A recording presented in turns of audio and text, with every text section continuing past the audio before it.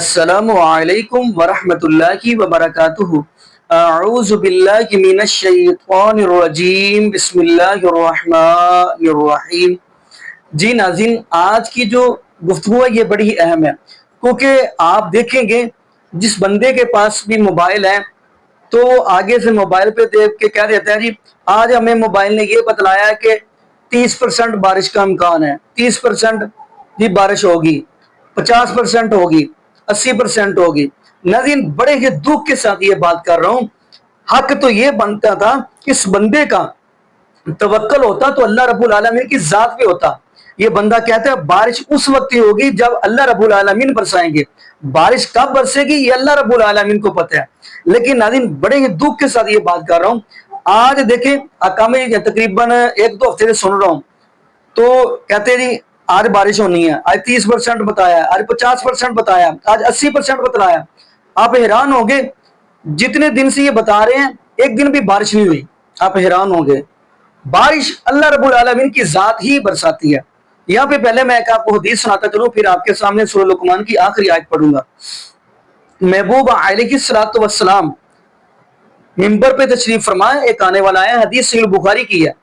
اگر کہنے لگا اللہ کے محبوب علیہ السلام جی آپ اللہ رب العالمین کے سامنے دعا ہی کر دیجئے کہ اللہ رحمت کی بارش برسائے۔ اب حدیث پڑھیں گے تو 1 ہفتہ بارش برستی رہی ہے، محبوب علیہ السلام نے اب ہاتھ پھیلائے کس کے سامنے؟ اللہ رب العالمین کی ذات کے سامنے۔ اللہ رب العالمین کی ذات کی کنڈی کھڑکائی، دروازہ کھڑکایا محبوب علیہ السلام نے۔ ہمارا بھی حق بنتا ہے ہم دروازہ کھڑکائیں، کنڈی کھڑکائیں تو اللہ رب العالمین کی ذات کی کنڈی کھڑکائیں، دروازہ اللہ رب العالمین کا کھڑکائیں۔ محبوب علیہ السلام نے اللہ رب العالمین کا دروازہ کھڑکایا، 1 ہفتہ بارش برستی رہی ہے۔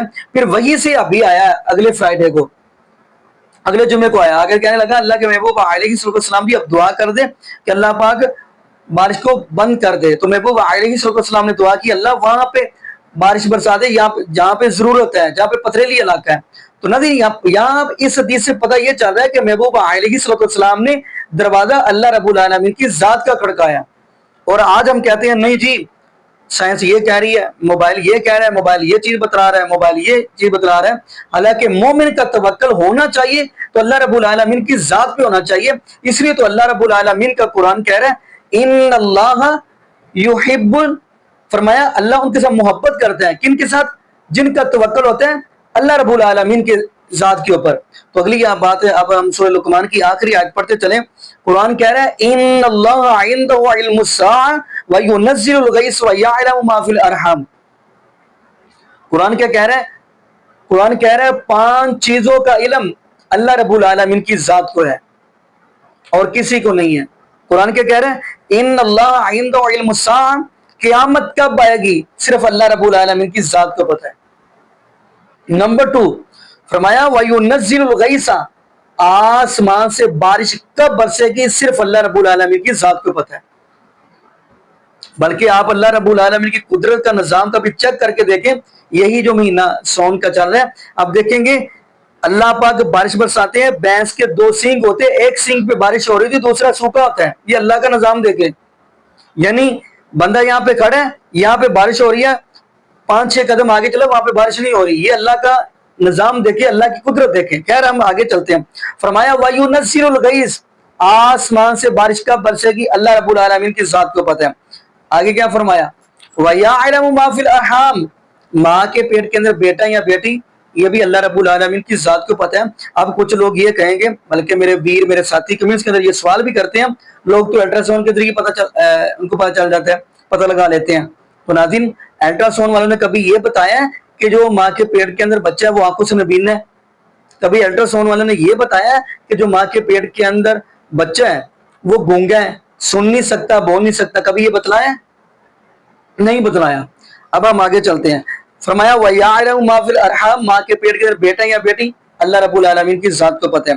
آگے کیا فرمایا وَمَا تَدْرِي نَفْسٌ مَاذَا تَكْسِبُ غَدًا، کل یہ کیا کمائے گا، کتنے پیسے کمائے گا، کتنے روپے کمائے گا؟ اللہ رب العالمین فرماتے ہیں یہ بھی مجھے ہی پتہ ہے۔ آگے کیا فرمایا وَمَا تَدْرِي نَفْسٌ بِأَيِّ أَرْضٍ تَمُوتُ، کل اس بندے نے کس جگہ پہ جا کے دنیا سے چلے جانا ہے، اس کو موت آ جانی ہے، کسی کو نہیں پتا، صرف پتہ ہے تو اللہ رب العالمین کی ذات کو پتہ ہے۔ ان اللہ علیم خبیر، اللہ فرماتے ہیں کہ بے شک میں ہی یہ چیزوں کی خبریں رکھنے والا ہوں۔